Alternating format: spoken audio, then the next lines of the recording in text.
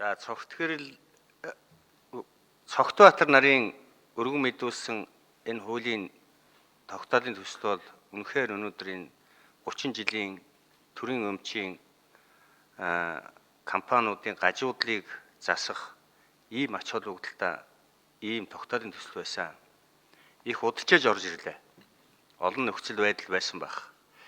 Тэгэхдээ энэ Монголын төр зах зээлийн систем шилжснээс хойш одоо 30 гаруй жилийн хугацаанд төрийн өмчөд тулгуурласан, орон нутгийн өмчөд тулгуурласан олон одоо ийм төрийн өмчийг идэж уух боломжоор хангасан ийм компаниуд гарч ирсэн. Энэ бол зөвхөн энд байгаа асуудал биш. Төр барьж исэн бүх намууд байсан асуудал.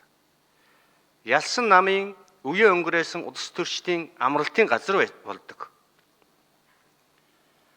Ялсан намын цүнх баригчид залуучуудын дамжаа болдог.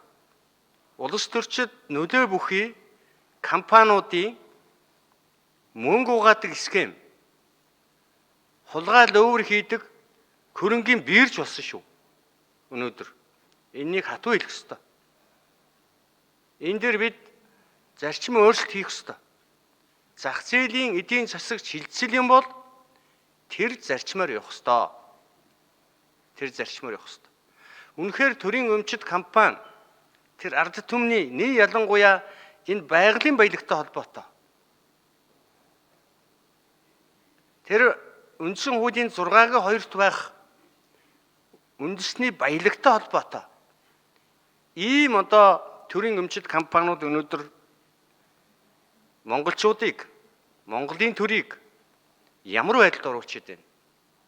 Бид өнөөдөр нийгмээр улс орон даяараа энэнийг бид шөөмжилж, гасаж, зэвүүцэж, эсэргүүцэж байна. Энэ ард түмэн энэ зөв. Гэтэл энэ бид дүгнэлт хийж цаашид ийм асуудал гаргахгүй төлөө цаашид ийм төрийн өмчийг иддэг, уудаг, ашигладаг улс төрчдийн түүний хамаарал бүхий компаниудын баяждаг ийм схем байж болохгүй. Энийг одоо маш зоригтой зүйл хийж манай их хурлын хэдэн гишүүдийн тогтоолын төслийг оруулж ирсэн. Надад энд асуулт байхгүй. Би дэмжиж байгаа учраас яагаад дэмжих гэж байгаа гэдгийг бас энийг хэлж байгаамаа. Энэ тогтоолын төслийг бид улс үүртэй судалгаан дээр тулгуурласан энэ асуудлыг шийдэх ёстой. Төрийн өмч байвал яах юм? Байхгүй л яах юм? Тэр хөрөнгийн биержээр олон нийтийн мэдлэлд байдаг, олон нийтийн хяналтд байдаг тэр төрийн өмчийн компани засаглалыг бид энд сайжруулах энэ анхны гарц гэж үзэж байгаа. Энэ олон бэрхшээлтэй, олон эсэргүүцэлтэй тулгарч орж ирсэн.